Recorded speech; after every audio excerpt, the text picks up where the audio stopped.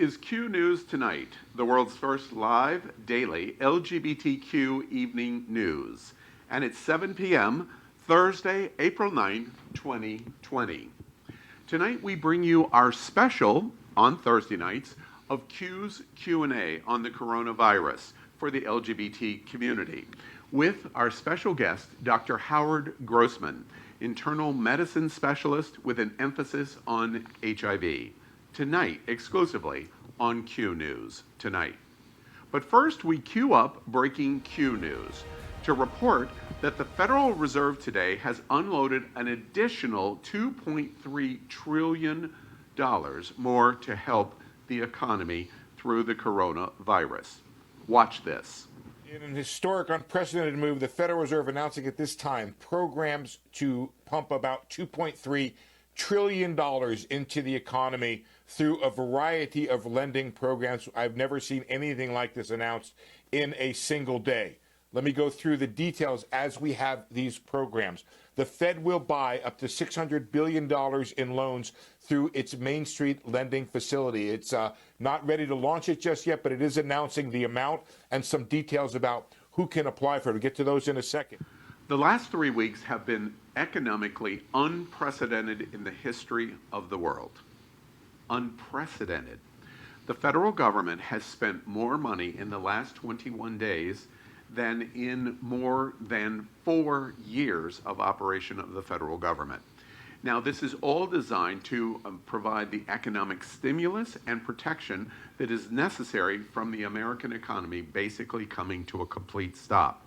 And apparently, Wall Street thinks it's a very good idea because trends for Wall Street continue to improve. I'm curious about what y'all think about what the Fed has done today, but several things are interesting to me. In the last week, for the first time in almost 30 years, the Fed chairman came to broadcast network television and spoke, unprecedented. And second, when I heard the announcement today of this additional stimulus shot into our economy, I felt like I was watching and participating in the biggest game of Monopoly ever in history. It's just paper money. What do y'all think about what the Fed did today and the reporting news here? I think I have two main concerns, quite honestly. It's great that we want to boost the economy, but as we're seeing numbers sort of level off, which we'll talk about later today, I think that doing anything more with the economy right now puts an unneeded pressure for people to get out of their houses too soon. I think that this gives the idea that it is leveling off and that cases are lowering, and therefore we need to focus on the economy, which is just going to cause the same increase that we saw a couple of weeks ago and maybe even at worse rates. Show me the money. I think it's very important that they are helping. Our country is in devastation right now, and people need help, and I'm glad that they're willing to do so. Is the impression you just did from Jerry Maguire? Show me. No, it wasn't from Jerry Maguire. Now you made me think. Sweet Charity? I forget. Nah. It's a show tune from a long time ago. All right. Dum dum duddy dum dum. Don't think it's funny. Yeah. Maybe it's Jerry Maguire. So good evening again. It's 7 p.m. Thursday, April 9, 2020. It's time to queer up the news. We are literally out of the closet and into the headlines. So many of your stories are next on Q News Tonight. Tonight on the world's first live daily queer evening news show. Tonight's news about the gay community and the news from an LGBTQ perspective.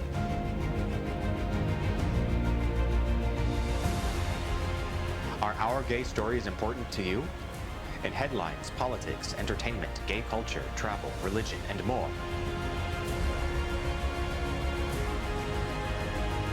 Reported by respected anchors. Out of the closet and into the headlines on Q News Tonight. Good evening to Q News Tonight. Remember, we are live, and unscripted, so anything can happen. Tonight, we bring you the news of and a perspective from the LGBT community. I'm your anchor, Al Ferguson, and these are my co-hosts, and my co-host anchor, Misty Eyes. Hi, wait till you see who we're interviewing tonight. One of my favorite doctors in South Florida. and Anchor Napoleon Plays. That's right. And we also get to talk about Power Rangers for the first time in any of these shows. I've been waiting my entire life to do this on camera. Can't wait to get started. Now you know my life at Q News Tonight. The most important excitement of the Doctor and then Power Rangers. Where else can you see any of Fantasy that? play. We are going to queue up first. During the COVID-19 crisis, Q News Tonight will bring you the day's bullet points on coronavirus, the most important news of the day that we call Quarantine Quickies. Here are the headlines for Thursday, April 9, 2020. First, Quarantine Quickie. The U.S. coronavirus update for April 9, 2020 reports nearly 4,000 deaths in the United States in the last 2 days. The USA suffered its second deadliest day in a row of the coronavirus pandemic, with nearly 4,000 fatalities in the last 48 hours. COVID-19 cases in America has crossed 460,000, and the coronavirus death toll in America is now 17,000. Meanwhile, the number of confirmed coronavirus cases in New York has reached 159,937, outpacing any country in the world except the United States as a whole. Quarantine Quickies. Spain to test if PrEP can prevent COVID-19 infections in medical workers. A new clinical trial is underway in Spain that will assess whether Truvada, a drug commonly used as PrEP for HIV prevention, can stave off COVID-19 infection among medical practitioners seeking to treat patients amid the pandemic. If successful, the trial may have broader implications for the general public and not just health workers. But the next step would be awaiting the result of the trials before the drug is determined to be effective. The study, which began April 1st and is expected to run through the summer, is being conducted at Ramón y Cajal University Hospital in Madrid and sponsored by the Spanish National AIDS Plan, an arm of the Spanish government. An estimated 4,000 participants will participate in the study, each of whom are medical workers aged 18 to 65, working in areas of Spain heavily afflicted with the coronavirus. Quarantine Quickies. First lawsuit against SBA over live performance of sexual nature filmed by a strip club. The first lawsuit over the U.S. government's embattled coronavirus small business loan program was filed in federal court Wednesday by a company that operates a strip club in Michigan. It's the first of what could end up being a series of protracted legal battles over which businesses qualify for the hastily conceived $349 billion relief effort. The lawsuit asserts the Small Business Administration, SBA, and the Treasury violated the Constitution by barring coronavirus relief loans for businesses that have live performances of a prurient sexual nature. Quarantine Quickies. School is over for this academic year, 2020. Well, at least in Pennsylvania, as the state extends school closings for the entire academic year. Governor Tom Wolf announced Thursday, although school districts are encouraged to continue distance learning, Wolf added that the school system will continue to offer meals to go for students. The state's decision in Pennsylvania will likely be matched by many other states. Quarantine Quickies. 16 million Americans file for unemployment. 1 in 10 of all American jobs. 1 in 10 of all Americans are now unemployed.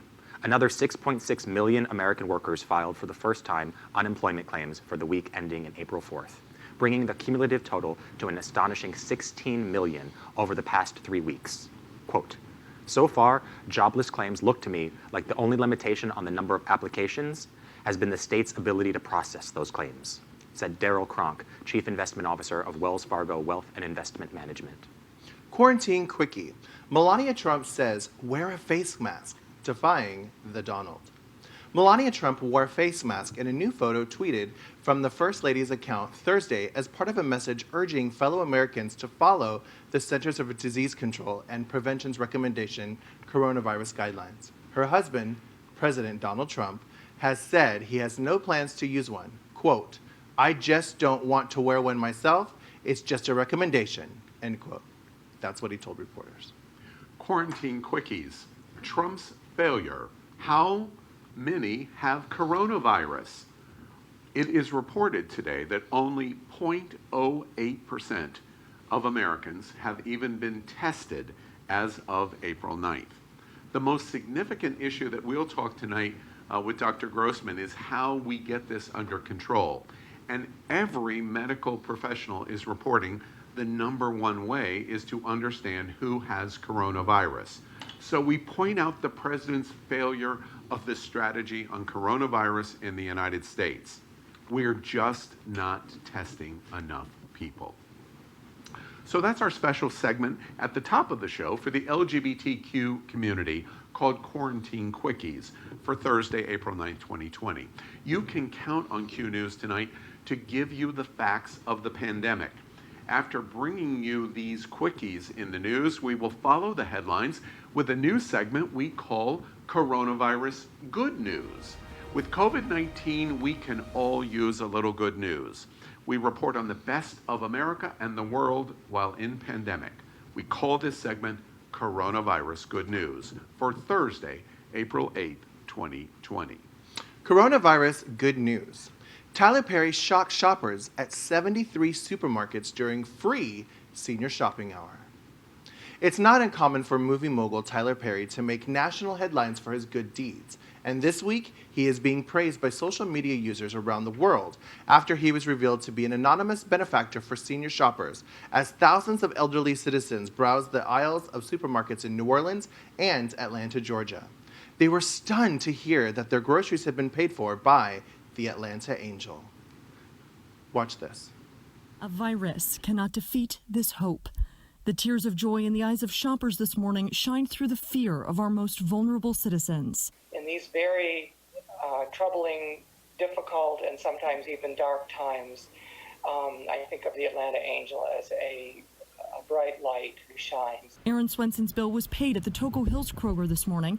At 7 a.m., no one knew who donated hundreds of thousands of dollars to pay for seniors' groceries, and the store manager wouldn't say a word.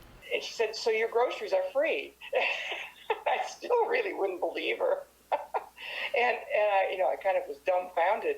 And she said, an Atlanta Angel is giving you your groceries. Aaron said the expressions of the other shoppers who realized they wouldn't have to worry about how to put food on the table this week were incredible. I looked at all the people in the store who were shopping and thought, wow, I just wanted to hang around and watch. As news spread online of the good deed, thousands of people speculated it had to be Atlanta media mogul Tyler Perry. Just Monday, he left a $21,000 tip for servers at a local restaurant. The grocery stores later confirming it was him. Coronavirus good news. Podcast suggests deal with the anxiety of a new situation. Those FFTs of life, effing first times. Dr. Brene Brown said in the podcast, quote, "This pandemic experience is a massive experiment in collective vulnerability. We can be our worst selves when we're afraid, or our very best, bravest selves in the context of fear and vulnerability. There's often very little in between, because when we are uncertain and afraid, our default is self-protection. We don't have to be scary when we're scared. Let's choose awkward, brave, and kind. And let's choose each other." Coronavirus good news. A husband surprises his wife on her 84th birthday after secretly being released from nursing home lockdown. Coronavirus precautions kept Jerry and Beverly Lindell apart from their longest stretch in their 63-year marriage. But there was no way Jerry was going to miss Beverly's 84th birthday this week. He surprised her by returning to their home from the nursing home in Litchfield, Minnesota, after he had been quarantined at the local nursing home with all of the other residents for precautionary reasons due to coronavirus. When Beverly was surprised, she cried tears of joy as the two shared the sweet hug for her birthday celebration in this very difficult time to be apart. Watch this. Met at 18, married at 20. The rest is history. Here we are today. Lori Barnes' parents, Jerry and Beverly Lindell, rarely spent a day of their 63-year marriage apart. Pretty much always did everything together. So when Jerry entered a nursing home to rehab after a hospital stay, Beverly never missed a day by his side. The bus would pick her up in the morning. mornings and bring her to the nursing home. She was pretty much there all afternoon. Enter COVID-19 precautions and the closing of the doors at Meeker Manor, leaving Jerry inside and a heartbroken Beverly alone at home. Which brings us Brought you some cupcakes. Thank you. to Beverly's 84th birthday last Thursday. Hi, honey. Happy birthday, honey. I can't hug you, though. Why can't you? I can hug you. Oh. Happy birthday, Mom. The longest they had ever been apart. I'm so glad. Now Beverly and Jerry couldn't let go. After all the stories of separation, Oh, Mommy, I missed you so much. finally, a reunion. Now that is definitely some very good news I think we all need to hear. It may feel like the world is in crisis, and that means now is the time to come together. The LGBTQ community must come together. Are LGBTQ voices important to you? Can the news of the world have a gay community perspective? If you, like us, think the answer is a resounding yes, then like and subscribe to Q News Tonight on your YouTube and Facebook. Do our gay cultural stories impact you, your friends, and family? Start a watch party.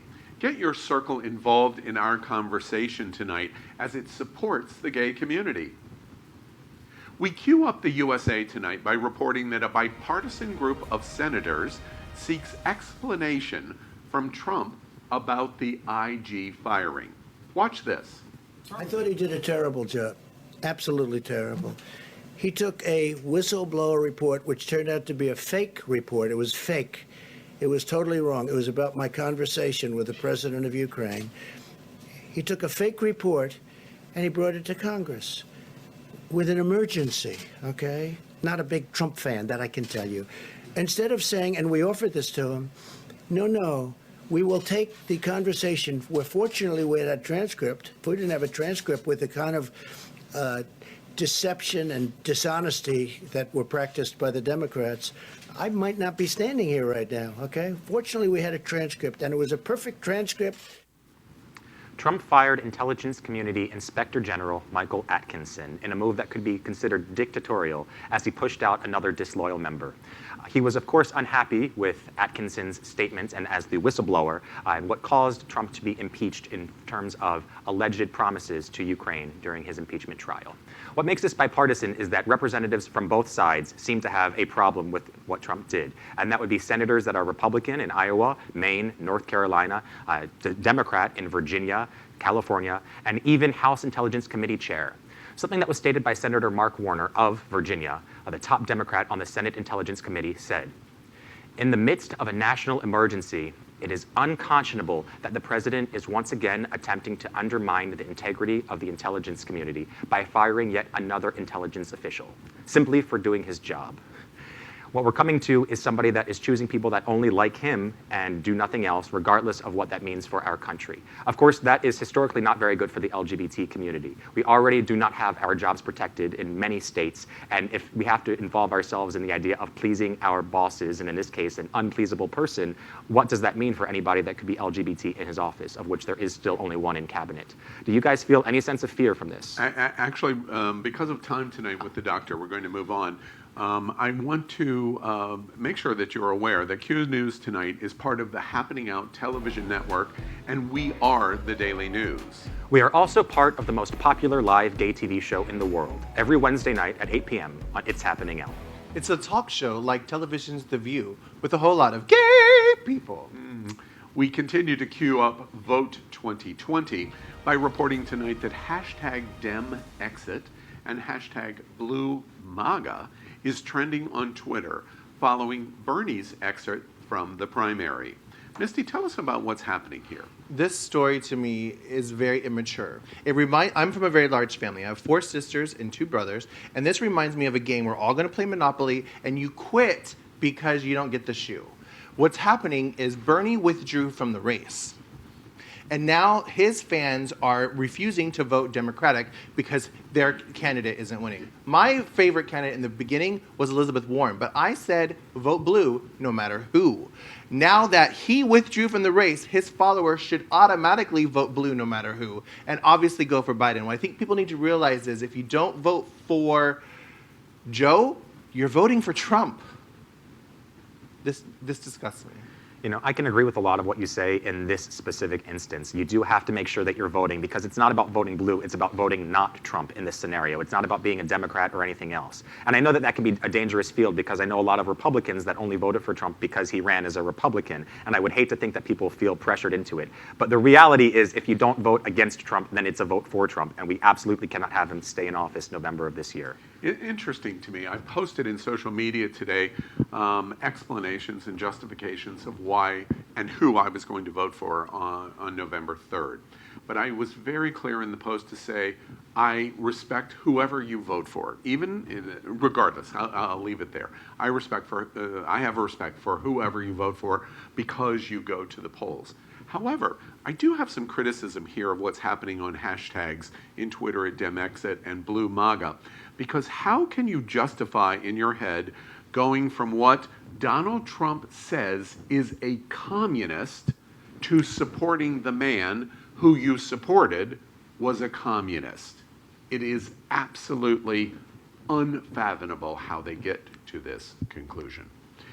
Tonight we are broadcasting from our studio set in the middle of the World AIDS Museum and Education Center in Wilton Manors and Fort Lauderdale, Florida. We always joke we're coming from the gayest place on planet Earth.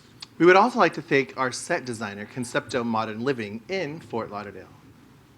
We cue up entertainment tonight by reporting that the actress who played Disney's Moana has come out today as bisexual. Napoleon, tell us about what's happening here. That's right. Auli'i Carvalho, who was 15 when Moana came out in 2016 and is now approximately 19, came out in a TikTok video, as you can see behind me. She lip-synced to a song and only sang the lyrics that applied to her, which was stating that she's bisexual. And just to clarify, when somebody asked her on Twitter, she stated, quote, "If I may escort you to my TikTok," proving that what she's doing here is in fact coming out. Now, a lot of her fans who had a long-time crush on her have been absolutely thrilled because somebody that they've had a crush on is now a part of the LGBT community. And I want to ask people here, have you guys ever had somebody that you were really crushing on, a celebrity, and then they ended up being a part of the LGBT community, kind of giving you a little hope that something could happen? Honestly, quite the reverse. When I identified as a gay male back in the olden school days. I'm sorry, what did you say? Please never tweet that again. I wished everyone was gay. And I was like, Ricky Martin's gay, everyone's gay. And now that I am a woman and a heterosexual woman, a straight woman, yeah. Everyone's gay. A straight Christian woman. Yes. A good straight Christian woman, I think is what the phrase was. I'm a good, yes, I'm a very good Christian woman and a married woman. But when I still find people, I'm like, oh. We've added like 5 definitions. It's okay. All right. But I'm saying now when I find somebody attractive, they always turn out to be gay. And that gives me no hope. The funny thing about the story to me is, my goodness, has Disney become the gayest thing on planet Earth? Thankfully. Children need hope. Well, manners, right.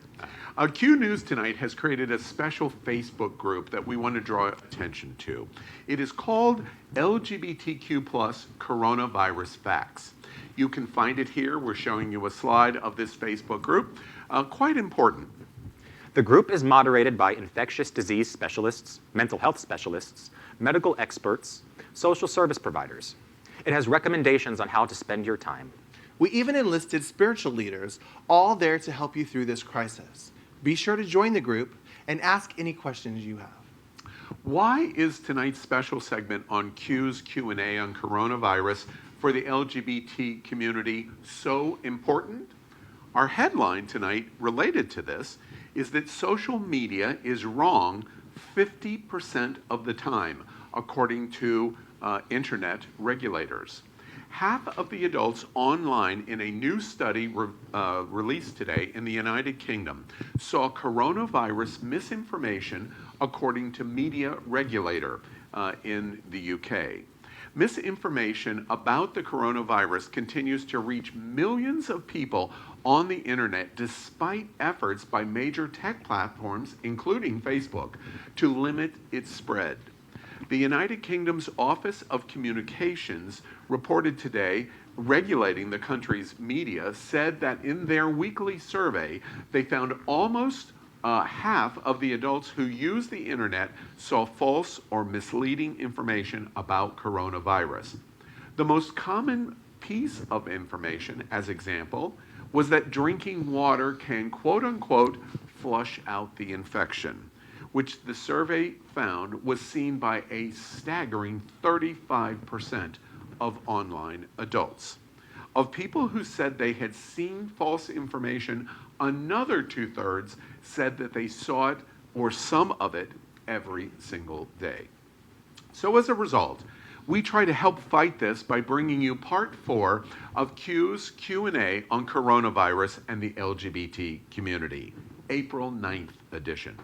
This special segment is designed to be unique in America to answer your questions about coronavirus for the LGBTQ community during this pandemic. Tonight we have an American pioneer in AIDS, HIV medical treatment. With us tonight is Dr. Howard Grossman, specialist in internal medicine with an emphasis on HIV. Dr. Grossman received his medical degree from the State University of New York, Downstate College of Medicine in Brooklyn, and had his residency at the Kings County Hospital, one of the largest public hospitals in Brooklyn. It was there that he saw some of the first cases of AIDS in the early 1980s, and Kings County Hospital is currently at the heart of the world's ground zero on the fight against coronavirus. Dr. Grossman specializes in internal medicine with an emphasis on HIV. He had a private practice in Manhattan, which was one of the largest HIV practices in New York. He later opened the only primary care private practice dedicated to the LGBT health and HIV care in the state of New Jersey.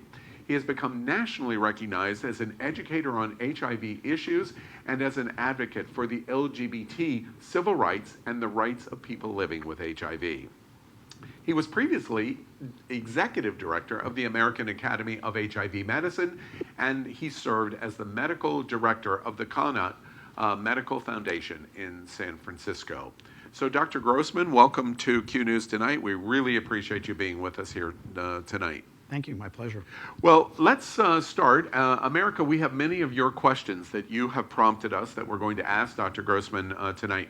But let's begin, before we get into the specific questions, let's, from the 20,000-foot level, just talk about coronavirus in general. From your perspective and medical expertise, where do you think we are in coronavirus, and what are your thoughts about coronavirus? Well, I think obviously we are in the middle of a disaster. As you said earlier, the U.S. has the highest number of cases in the world, something that could have easily been prevented, and it's continuing to spread. There are still an awful lot of people who don't believe this is an issue in this country, despite what they see coming out of New York and New Orleans and Detroit and other cities. And that continues to spread the virus. I'm curious, you imply in that observation on coronavirus, and so I want to kind of see, of pulling it out of you specifically. This could have been easily managed, assumes, I'm making an assumption, that you are criticizing the administration and the White House in their response since early January and the warnings that we have. Is that the observation you've made, and what is the medical community's opinion about how coronavirus is being handled by our government? Oh, the medical community is really up in arms, and the problem is this administration does not listen to the medical community, and when you get people like Laura Ingraham, who yells that the head of the American Medical Association is a left-wing, basically she said she was a left-wing tool. You know, that's the kind of attitude you're getting from this administration, unfortunately. You know, the thing is that this was never going to be an easy fix. So I disagree with that. It was never going to be easy. But, excuse me, there were warnings. There were clear warnings going back to November that this could easily spread. Look, it's been years that people are waiting for the next pandemic. Fortunately, with things like SARS and MERS, with Ebola, we had rapid action that actually stopped them from being the worldwide disasters they could have been. With this, we did not have that rapid action, unfortunately. I'm curious in terms of your reaction. We have the coronavirus task force at the White House, and Dr. Fauci, one of the leaders in it. I wanted to ask you, of the voices that we're watching, I imagine your viewpoint on the president is not so positive in terms of his reporting. That's good. More that you want to add, or is that enough in terms of? He's off the reservation. I mean, he lies constantly. He checked out of the building. He lies constantly. Everything that comes out of his mouth is a lie, including and the. And the. Yeah, it's interesting to that observation. We reported at Q News tonight, just last night, that only 54% of Americans are dissatisfied with the way the president has handled or spoken about coronavirus. That's actually changed in the last couple of days. There's some new data that got published that now a majority of people are not happy. Yeah. Now, still a lot of Republicans are happy, but it's now gone to where a majority of people think he's mishandled this thing. So I will just tell you, when I first started hearing about coronavirus in China, it looked like every disaster movie that I've ever seen, okay? These diseases often coming out of China and Southeast Asia because viruses are able to recombine and in the settings that exist there. And I went out and bought respirator masks because I knew there was going to be panic. I just had this feeling. It just seemed like I said, like every bad movie we've seen in the last 10 years. But the fact is that every scientist has predicted the chance of a pandemic for at least a decade, probably more. Under the Obama administration, we had plans. We had people in all the important offices. We had a pandemic portion of right. the government in everything, dissolved. In the National Security Council, at every office in major parts of our government, and Donald Trump got rid of all of them, and they weren't replaced. Do you know? I've seen mixed reporting on this from your medical perspective of what you've heard or read or know. Why did he do that?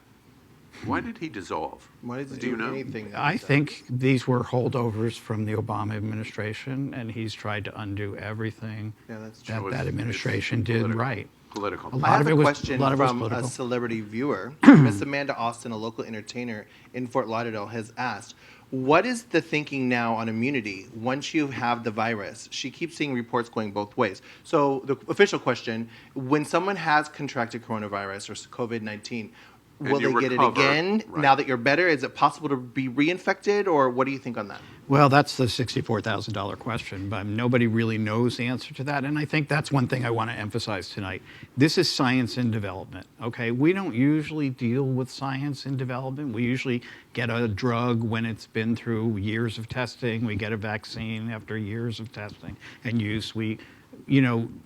Scientists are scrambling to understand this virus. Fortunately now, we do have the tools to understand the structure of the virus, to start to develop drugs that can target certain things on the virus. But that takes time. I mean, we're only talking about a couple of months. And it's hard, I think, for lay people to get involved in talking about that science that may change day to day.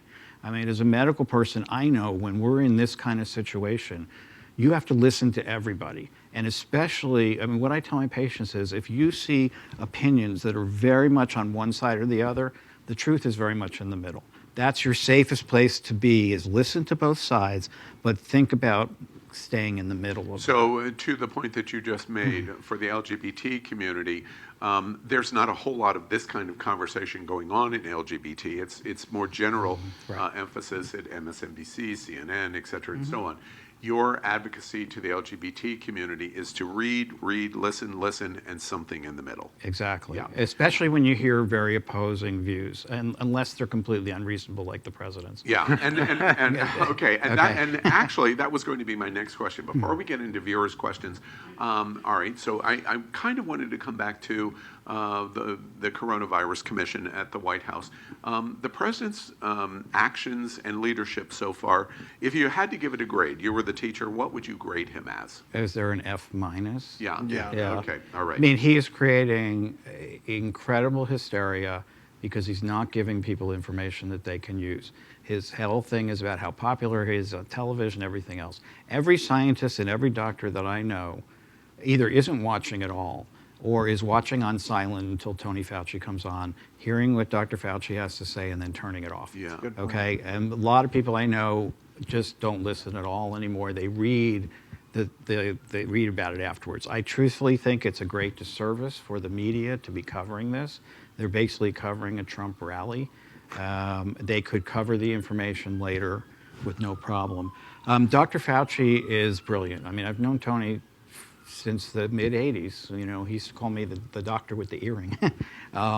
And he is the most respected infectious disease person, not just in this country, but really in the world. When at every AIDS conference, when he gets up there to talk, that room is packed. Everybody wants to be there to hear what it is he has to say next. And he, you know, he's not a politician, but he's managed to survive every administration since the Reagan administration. Yeah. That's a pretty amazing. I want to provide an exclamation he's point careful. to what you said for the LGBT community. First off, he called you very gay. That's one of the things I heard. Well, with the earring. I was the doctor with the earring. A lot of people knew me as that back in the 80s. Okay. All right. But what you said, what you just told us is, can we infer from what you just said that we can trust what Dr. Fauci is saying? Absolutely, 100%. Yeah. He's 100%. Yeah. Now, you have to realize that he has to be careful. As he said, he can't knock the president over when he misspeaks. But what he's tried to do is to speak the truth whenever he speaks. He's not going to contradict Trump because everybody's scared that he'll get fired. I mean, if Trump does that, I can tell you the entire scientific community in the world is going to be up in arms. Yeah. But I think that's always a possibility with Trump. So he can't knock him over. He can't contradict him, but he can speak the truth. So just listen to what he has to say.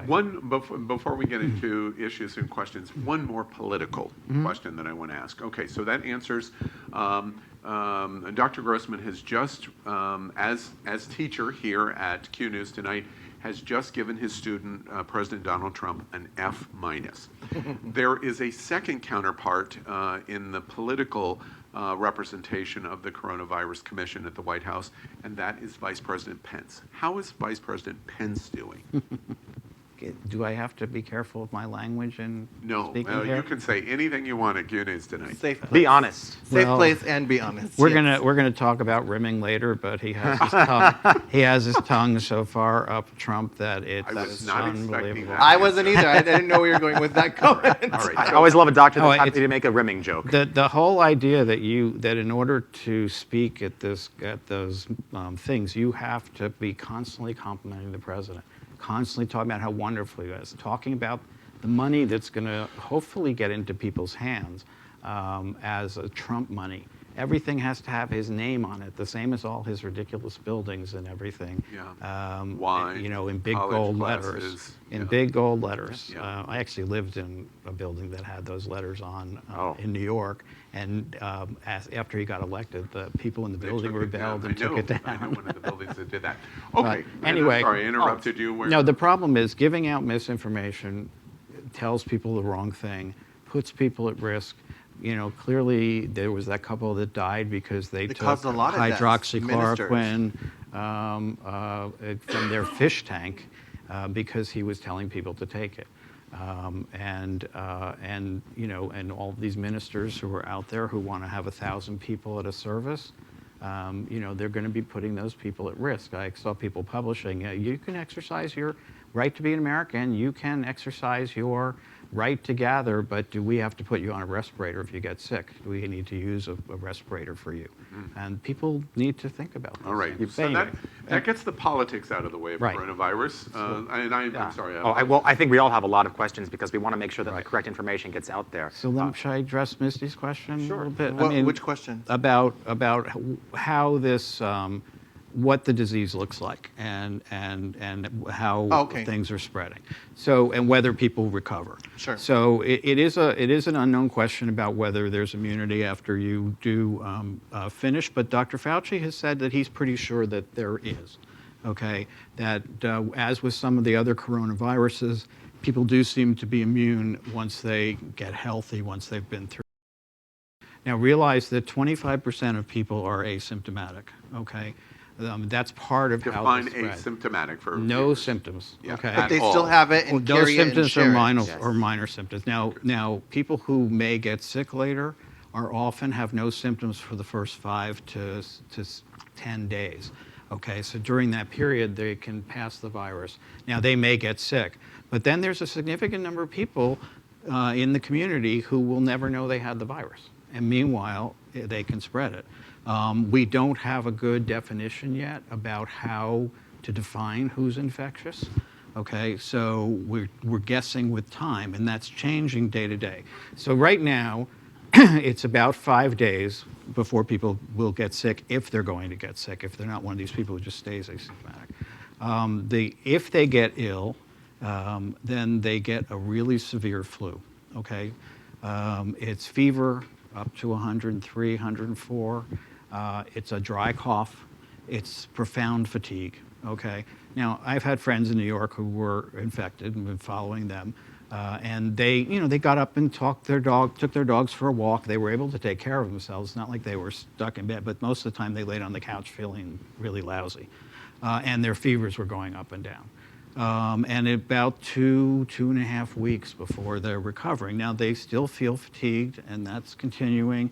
But often that happens with a really bad flu anyway, right? You get over it, but you still, for a couple of weeks, you feel really tired. Yeah, residuals. Okay.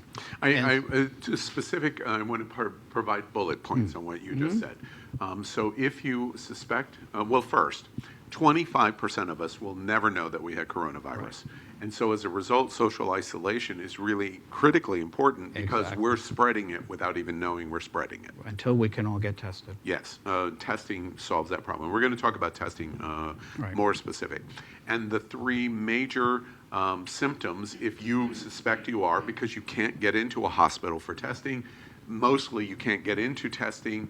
Even if you suspect, they're going to say, well, isolate yourself until whatever thing that they decide.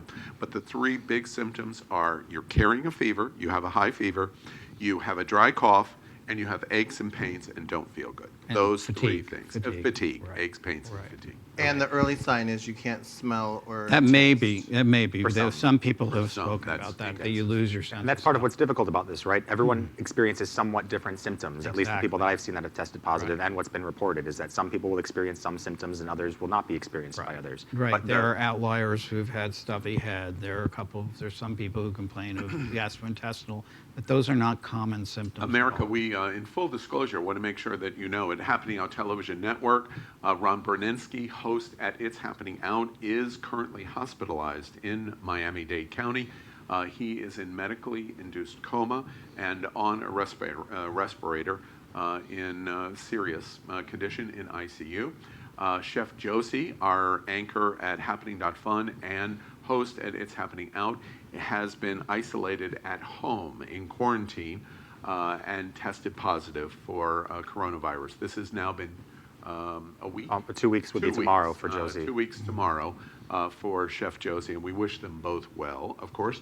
All the rest of us have been tested, and we had a special test where they came to our homes, and everyone else had Allied Health did the testing here in South Florida, and we have all tested negative. Let's move on to the HIV question that I know many people are interested in. Yeah, the question would be, it's medical. Are there any unique issues for HIV and coronavirus that we should be aware of? Well, actually, at the beginning of all this, people were very afraid that HIV positive people would be at increased risk. Sure. But it turns out that that's not true. What we're hearing. Don't say that because Aaron will want his job back. But there was a letter from or publication from a Spanish doctor the other day, and they've seen 100,000 cases in Spain at least, that HIV positive people appear to be at no increased risk, no matter what their T cells are, compared to HIV negative people. Now, that's the first time I've heard that so concisely. HIV is not an additional mortality risk or infection risk greater than anyone else. Right, and in fact, what he said was that it appeared that HIV positive people may actually be less susceptible. Now, Are you talking about from contracting or surviving? Both, and that I think of contracting, but the point is that nobody knows why. Is it something to do with the immune system that's changed in somebody who's positive? It doesn't appear. People aren't. You did talk about the test in Spain being tested. We know that Kaletra, which is a protease inhibitor, did not work. Although they're testing. They're testing every drug they can put their hands on, and so there's tests of darunavir. Clearly, there's tests of tenofovir and emtricitabine that's in Truvada. They're trying everything. But most of the people in Spain are on integrase inhibitors. And this virus works differently from HIV. It assembles differently. There's a lot of differences between this and HIV. So it's not clear that the HIV drugs are going to be effective. We have lots of questions that we can get through. So the soundbite is HIV does not have any unique risk. That's what we want to make sure. And may actually be protected. And may even be protected. Less that is susceptible. very good news in coronavirus. Piggybacking on HIV, are there any unique issues for any of the ledgers of LGBTQ and coronavirus that we should be aware of? Well, I think, for every sexually active person, this is not a time to hook up. Right. That's a really easy message. We've been saying that for weeks. Soundbite right there. Yeah, exactly. And I think that goes, gay, straight, bisexual, transgender, everybody, anybody in the Q realm. Don't be hooking up with strangers. Now, I have patients who have a limited number of sexual partners that they have, friends with benefits. Some of them are still seeing each other. I'm not sure that's the best idea. In clarity to that observation, even if they're doing that, they cannot vouch for the safety of the partner's interaction with someone else. Exactly. And look, we're all going to the grocery store. We're all going to the pharmacy. Those are the places where you're most likely to encounter it because they're crowds. There's lots of people. I mean, the grocery store they said it's sort of like Pac-Man because everybody's sort of trying to stay separate and get the fruit without getting caught. But that is where more people are going to be exposed. Do you have Okay, I just want to follow up on that question. As it relates to the LGBT community, Dr. Sharma made national news last week at Q News, reporting on that small but new study in Hong Kong about coronavirus existing, the RNA, in the GI tract. What are your thoughts about that? Well, it exists there. We have no evidence that it's passing that way. Yeah. So that's, it's interesting. But this really seems to be a disease that's being passed through respiratory and not in any other way that they can tell. Okay. It's not in semen, so that doesn't or blood. It's not in blood, as far as I know. Yeah. But this is a virus that attacks the lungs. Speaking of lungs, you came in with a mask very different from ours. I have 3 questions about masks. The first one is, can you please explain the recommendations for face masks? And let's stop one there. at a time? Sure. Yeah. Okay, so right now, again, remember science and development, okay? So think about both the science and the political messaging. The first message that came out was don't get a mask. The mask is only for people who are infected, who are coughing, who are sneezing. But the big thing was this is a N95 respirator mask. This is the kind of mask that healthcare workers use when they're in contact with COVID-19. It's far more effective than the surgical masks. And the whole point then was to save these for healthcare workers where it was really needed. So realize that was where the message was coming from. It's not that a mask was not effective, not that everybody shouldn't have one, but save them. Please let me make sure that I formulate the soundbite that you just said, translating to our lay audience and including us at Q News. What you're saying is the reason that they initially said you don't need a mask is they did not want to create a toilet paper attack of N95s. That's what you just Which said. happened anyway. Yeah. Okay. All right. Now I Okay. understand. Because, like you said, people protect themselves. Yeah. And so that was the message. And the point was for people who were coughing and sneezing to at least wear a surgical mask so that they weren't spreading droplets in the air. So the surgical masks are to protect the people that are near the person sneezing. Exactly. You wear a surgical mask to protect others around you, not to keep yourself from contracting it. Exactly. So the second question would be, what's the difference between surgical and that? Well, a surgical mask doesn't fit really tight around the whole face. Okay. It works to keep the sterile field in a surgery, but this mask fits very tightly over the nose and the mouth. And so if you're a nurse who's working So with it a doesn't have anything coronavirus to do with patient- the fabric. It has to do with Oh, no, the it's the fit. fabric too. It's a lot thicker. A lot thicker. And it fits in a different way. Yeah, okay. What about masks that are homemade? I know a lot of people that are stuck at home are really trying to find ways of being helpful to our entire community, and for some that means sewing masks.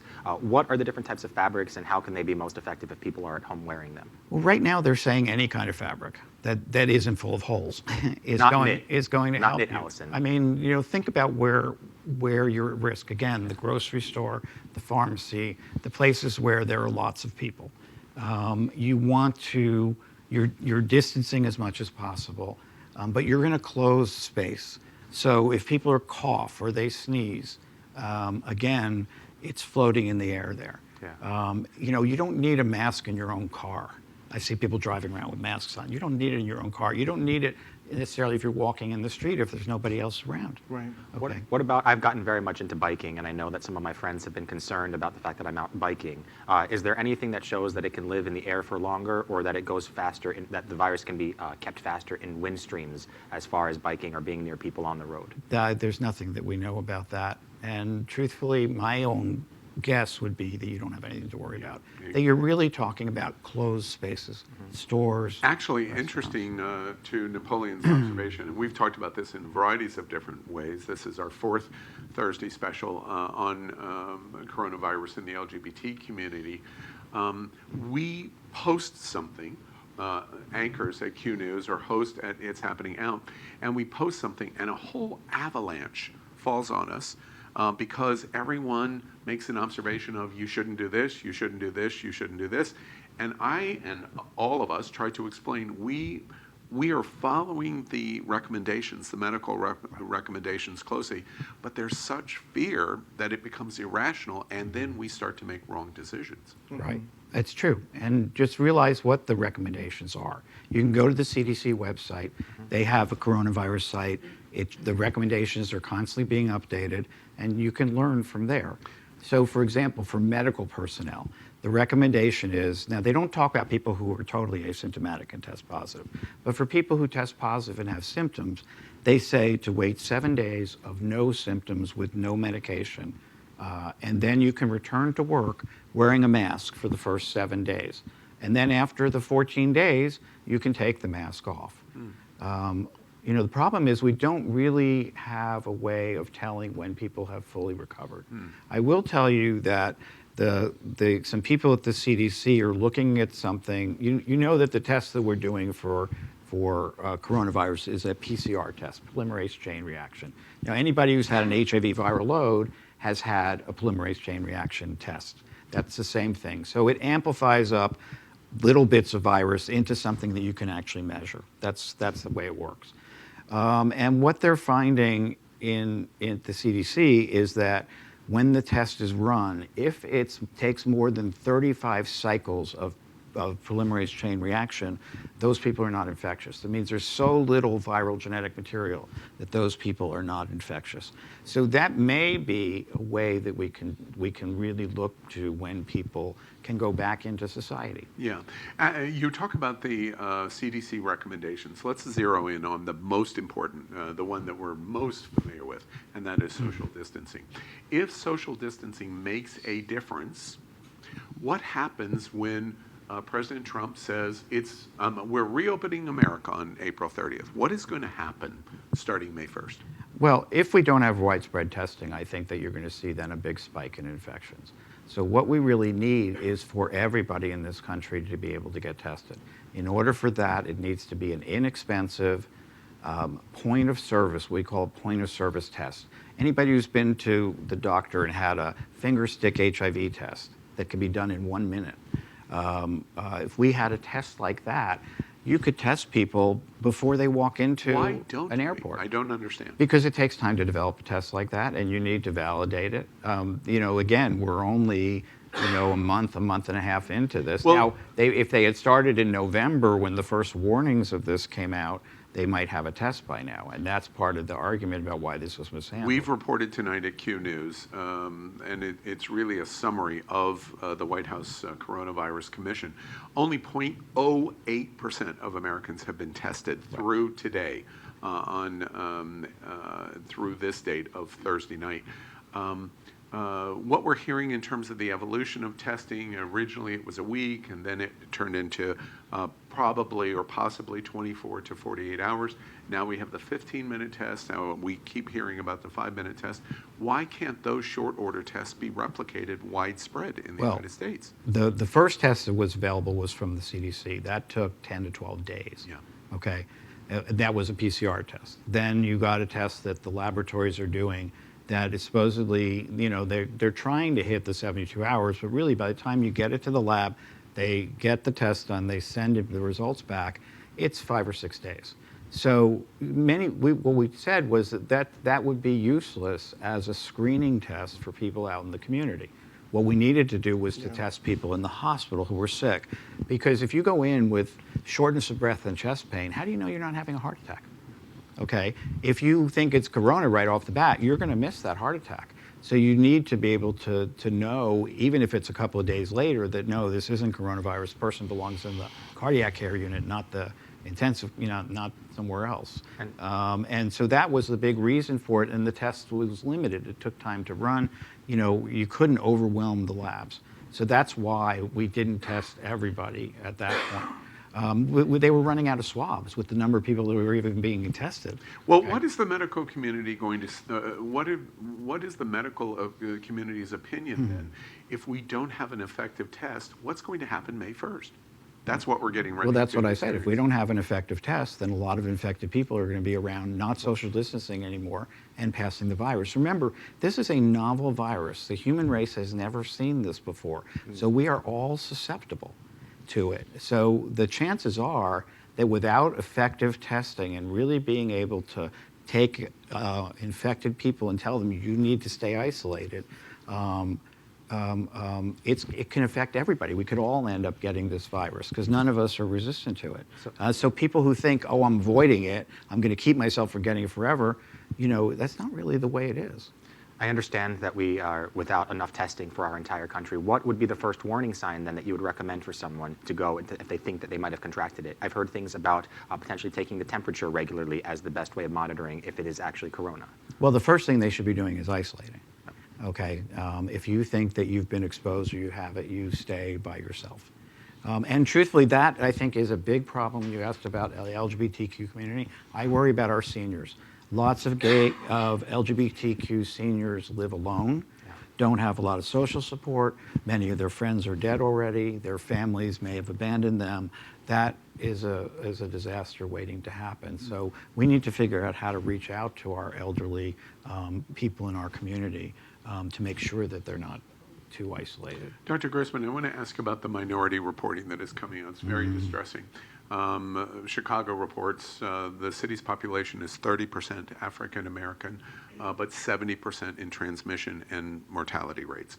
Milwaukee is reporting they're approximately 27% black, African American, and 82% of transmission and deaths. Explain to us what is going on in black and other minority communities of why the transmission and percentage of death is so much higher. What is going on here? Well, I think most of us think that it has more social implications than medical. That a lot of African American people in cities are living in poverty, are living in close quarters, where it's easier to transmit the virus, don't have insurance, don't have access to health care, and the access to the health care they do have is not so great. So, and there's a real fear of the establishment as well, the medical establishment, that people are going to be experimented on. Going back to Tuskegee, you know, a lot of black people are really afraid that we're going to experiment on them. I've even seen conspiracy theories that this was all set to wipe out black people. Oh. You have to look at the fact that we're not hearing anything from the UK, for example, which has a large African, British, Afro-Caribbean population, and African population. We're not hearing the same disparities. Well, what's the difference of what's going on in the United Kingdom? They have the National Health Service. Everybody has access to health care. And that's really what's different. I mean, I heard the senator from Louisiana was on NPR the other day, and he's saying, I'm a doctor, and I think it's all because they're overweight, they have diabetes, and they have hypertension. Well, yes, those are diseases of poverty, but you're not going to cure those overnight to save people from dying. What they're dying from is lack of access to health care. I have a follow-up to that. I'm from Baltimore. I have a lot of friends and family who live in the city and outside of the city. Are areas that are then prone, that might be higher risk overall? Do you think that there'll be larger hotspots as we move forward? A city like Baltimore that is predominantly black, do you think that it can become one of the larger hotspots in the country because of that? That will then spread throughout D.C.? It's happening in D.C. right now. Yeah. I mean, the numbers are picking up in Washington, D.C., which is a majority black city. And, you know, I think the big difference is this access to healthcare issue. Yes, there is a higher level of these, what we call comorbidities, other diseases in the African American population. But let's face it, there's plenty of fat white people in the Midwest. I know a couple. All you have to do is go on to that Walmart site, the people who shop at Walmart, and they're not getting it in bigger numbers. So I want to ask a question that we reported on this week. Of course, as you know, the Prime Minister of Britain, Boris Johnson, is in hospital now, went into ICU. Just came out today. Yeah, oh, he did. I haven't heard that news. Oh, well, that's encouraging. What are your thoughts? What's the medical community's thoughts about the President of the United States and the Vice President of the United States being so close together and having so much contact, of Boris Johnson being an illustration of what could happen in the United States? Well, I mean, I think that was certainly worrisome, and some reporters asked about that, and Trump just blows it off. Yeah. You know, they were keeping all those people lined up behind them. You know, Trump just wants his show to go on. He doesn't care about setting an example. I mean, his wife is using a mask, obviously, and he won't put one on. And again, we're going back to the mask. Any kind of barrier is going to be useful for people to use, is going to decrease your risk. So that's why when you go to the grocery store, you go to the pharmacy, put something over your face. Yeah. Okay. A question from a friend of mine was for lay people that have no access to being a doctor themselves but have some medical training, is there anything that people can do either at home or in the community that really want to help? Some are making masks, but what else can be done by people that have some medical training and just want to be able to support the healthcare workers and others? Well, I mean, if people actually have medical training, I know that today we heard that one of the doctors at Midland Medical is taking a leave of absence to go work in the hospitals because they're starting to be overwhelmed here. That's really admirable and wonderful. One of our doctors at Midway is in the National Guard and is up in New York now. They were deployed to New York to work in the city hospitals. So if people, Dr. Talati? So if people have medical training, volunteering at the hospital can be a very useful thing, especially if they think they've already been through the disease. You know. A viewer asked, in terms of trying to provide accurate information, are there false positives on coronavirus testing? You get a positive, but it could be a false positive. False positives, false negatives. I mean, again, science and development. We're testing these things on us. Rather than in a study. So I've heard as much as 30% of the tests may be false negatives. Now, the danger with a false positive is what? Basically, you could miss another diagnosis if it's the only thing you look at, if you say, oh, they have COVID. But the other thing is you isolate too many people. That's the downside. The false negative sends people out with a false sense of being healthy when they could actually be spreading the virus. So those are more dangerous. So we really don't know exactly what the false positive or false negative rates are on the PCR tests we're doing, and certainly not on the Abbott test, this new test. It's 5 minutes for a positive test, 15 minutes for a negative test. So you can really only run about 4 tests an hour on those machines. So Broward General, for example, has bought a whole series of those machines. They put it out there without knowing how many false positives, false negatives there are, and basically said, well, we're going to test that out there in the community. It brings us to the two principal things to have some return to normalcy in America. One is the commitment to continued social isolation. We've discussed that for April 30th and what we're going to have. Remember, this weekend, we're supposed to be all getting together because that's what the president told us 15 days ago. This weekend is when we were all going to celebrate in church. So social isolation continues. Then the other issue I want to return back to your point on testing. We're reporting only 0.08% are tested, and that needs to be widespread to be able to get this under control. What is the projection of, all right, with all of the problems that we've had with testing, from a medical standpoint, what do you think the medical community is saying we're going to get to the point where widespread testing, like the blood test, the finger prick that you said for HIV, when are we going to get there to that point? I would expect a few weeks. I mean, I think that they're working very, very rapidly to develop those tests. But that is the test that you can, when we can test 300 million people, that's the test that's when we know. Because you test somebody, if they're positive and they have the virus, they stay isolated. If they're negative, they can go back to work. If they've recovered, they can go back to work. So we do have this week some rapid antibody tests that only take a few minutes. And so those are going to be useful. I just ordered a bunch today. And that tests if you've had it already. It tests for antibodies, Yes. right. So hopefully those antibodies are protective. We hope that that's the case, but at least it tells us there's some sort of reaction to it, and hopefully you're recovering. Dr. Grossman, we have so many more questions. We're going to do this every Thursday night. We for sure want you to come back. Sure. Can I ask one question to bring it home to you personally in your office? Most of my clients I send to your office for hormone replacement therapy. I am the Director of Transgender Services at SunServe. My question for you is, are you seeing new clients? Can I send you somebody this week? Yes. And that's my first question. And how has your practice changed during this epidemic? Well, we're doing almost all visits, telemedicine visits. If people can't get on, like some of my older patients just don't have the equipment or can't get on, we do a telephone call. I can see a new patient, especially if they can do the telemedicine visit. What about blood drawing and hormones and things? Well, so what I do with a new transgender patient is we do the telemedicine visit, and we make it as much like a regular visit as possible. They see my medical assistant, they see me, and we then send them the informed consent form that I use for hormone therapy, and we discuss it again via telemedicine. And at some point, we do bring them in for blood tests. What we've done is we bring people in the back door of our office, which is right next to the lab. We wear protective equipment. We give them a mask. There's one patient in the office at any time.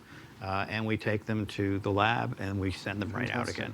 So, Dr. Grossman, our last question that relates to this special in America, as I indicated, as we've all discussed, we'll do this every Thursday night. We'll continue to add the most important information and questions that you ask. Join that Facebook group that we talked about earlier.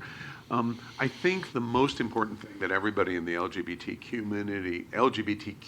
community in America and around the world wants to know is, from a medical standpoint, describe some of the major signs that we are going to see that represents that there's improvement going on in America. What are the signals that are going to tell us that? Well, number one, we're going to see a flattening of the curve. We're going to see less new infections on any day. And remember, we're underestimating those infections as well. There are many people dying in New York at home who aren't necessarily being counted because nobody knows if they have the virus. But we will see a flattening and a spreading out of that curve, less new infections and less deaths. But less deaths is going to follow by several weeks the less infections. So those are the things we want to look at. And there are multiple websites where you can sort of look at the predictions of what's going to be needed. So we get to that crest. Governor Cuomo has talked about that. What else? But you have to be way beyond that crest. You have to be way down on the downslope before it's safe for people. So, and the way that we would evaluate that, being lay people, is the number of days that are reporting, like what we've seen in China, that are reducing and reducing to a point where the experts tell us that it's okay, that you're less likely to encounter the virus at this point. Okay. The whole point of this was to make sure that not all 300,000 million of us got sick at the same time. Yeah. We'd never be able to handle that. Yeah. And what other kind of signals? Anything else, or is that the? I think that's the main thing, and the other thing is when we have that rapid point of care test that you can use all over the country. And again, your soundbite there is that you and the medical community is anticipating in the first week in May that might be happening. I think it's possible. I think it's possible. But then remember, it's going to have to be produced in huge quantities. It's going to have to be distributed, and no shortages, and there's a whole lot of questions. In your long career, I want to come back to what we said about you at the top of the show. One of the preeminent experts on AIDS, you watched it in New York, in Brooklyn, in the early 80s. I was getting ready to say, have you seen anything like this? You have, because of what you saw in the early 80s. But setting the AIDS epidemic aside, have you ever seen anything like what we're experiencing? No, we haven't experienced a pandemic like this since the Spanish flu 100 years ago. Yeah. And, but look at the HIV epidemic. At the beginning, we didn't know what to do. We didn't have any drugs to use. We didn't know what was causing it. I mean, it was 1985 before we had the first test. Now, we have tests in a matter of weeks. Okay, we are in a very different scientific position than we were in the early 1980s. In those days, the T-cell machines would take up an entire 2 rooms. Now you can get a little machine that fits on your desk. So we are in a very different position scientifically, but we realize that we are just figuring this out. To the observation that you just made, for the LGBT community, does that mean, in the observation that you've just made, even with our skepticism, fear, rejection of the president and the vice president, the political issues, that we can be hopeful that there is light at the end of the tunnel? Oh yeah, we have incredible governors, not necessarily in this state, but in a number of states. Florida, America. In a number of states around the country, whether it's New York, California, Ohio, Republicans and Democrats. We have idiot ones like the governor of Iowa, who's telling people that they have to go to church and should gather in thousands. But we have a lot of really good governors and local officials who are doing really good work. The scientific community has dropped everything to be focused on this. It takes time. And all of this stuff takes time. And you don't want to start running around. The president reads one actually very, very bad study that's now been sort of rejected by everybody about hydroxychloroquine, and suddenly is buying hundreds of thousands of pills. Tests, pills. Right. Okay. And you don't want to do that. You want to make sure that this stuff has a chance of working and not killing people. Yeah. And well, some light at the end of the tunnel definitely is coming. There definitely is. I've never seen mobilization of the scientific community quite like this. And despite the president, we're going to find something. Or in spite of the president. In spite of the president, right. We are going to find something. Dr. Grossman, thank you very much. Very valuable for the LGBT community, and for sure, we want you to come back at Q News. We'll be doing Q's Q&A on the coronavirus for the LGBT community every Thursday while this pandemic continues. We're going to move out of this segment. I know we're long tonight because there were so many interesting things that Dr. Grossman brought us. We're going to finish, as we always do, with the big finish. There are many stories today outside of coronavirus that we want to mention, and let's see if Misty and Napoleon and I can entertain each other, because the news can be fun. Right. So let's have a lightning round of the LGBT news of the day and the news with an LGBT perspective. If we talk too much, we're going to hopefully not do that and get right to the point. So this is Q News Tonight, The Big Finish. Story number 1 in The Big Finish. True Christians do not mind dying of coronavirus if infected at a church, a very prominent pastor says. We can all only hope that Trump and Pence are, quote, true Christians. The shade!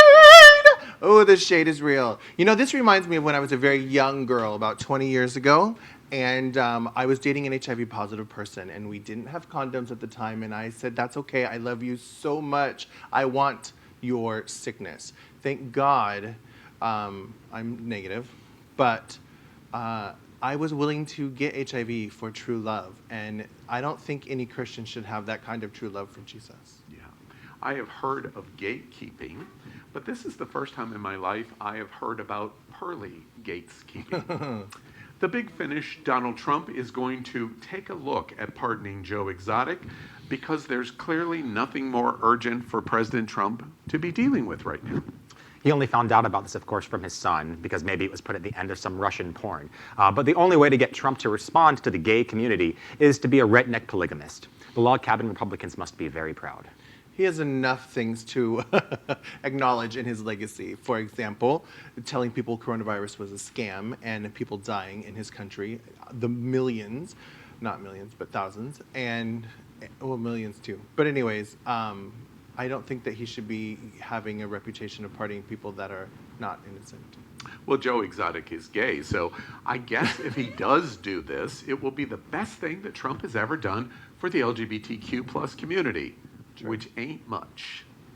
The Big Finish. Power Rangers have announced that the franchise is mulling the addition of a trans ranger to the team. In many ways, it seems the Power Rangers are transitioning to a new era. The only question that I have is if they will mirror what's going on in the real world and kill that ranger off. If this trans character is trans female, this would be a new definition of girl power.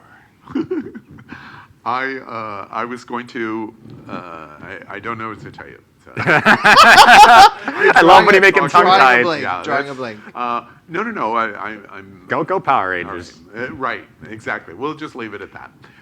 The Big Finish. Lady Gaga is ready to start having little monsters of her own. She wants children. And I am so excited for the imminent reboot of the Partridge Family. That would be a good story, yes. If my husband and I could afford surrogacy, we would definitely do this. I'd be on the same page. But I'm eager to see her going from wah to wah wah wah.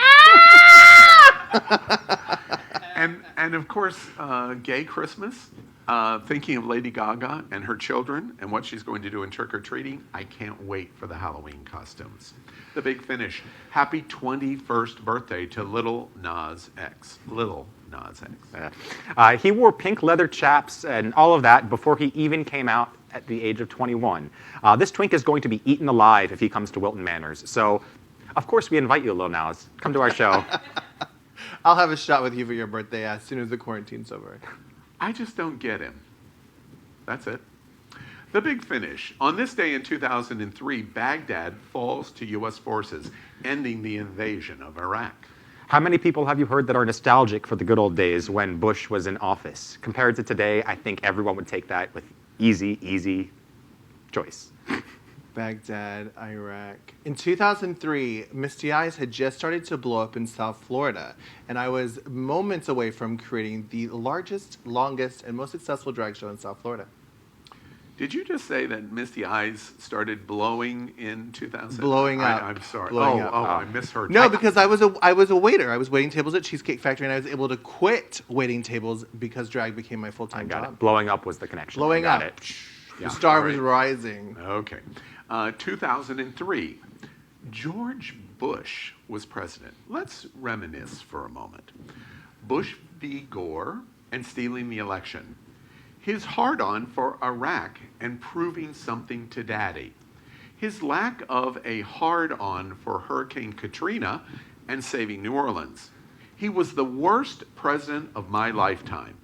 But seriously, 2003, I so long for those good old days and would replace the P.T. Barnum who is in the White House today in a heartbeat now.